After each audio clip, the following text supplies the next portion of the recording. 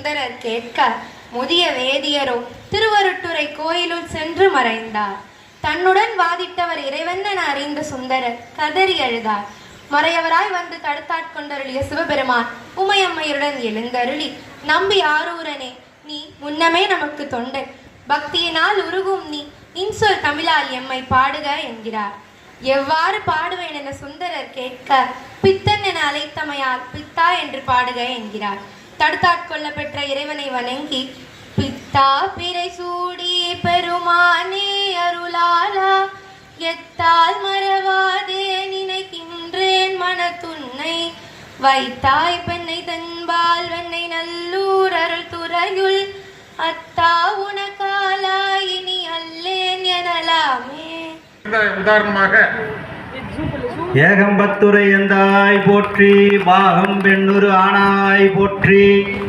பொதுவாக கம்பன் வீட்டு கட்டுத்தெரியும் கவி பாடும் என்று சொல்லுவார்கள். பவானி சிவனடியார் திருக்கூட்டத்தில்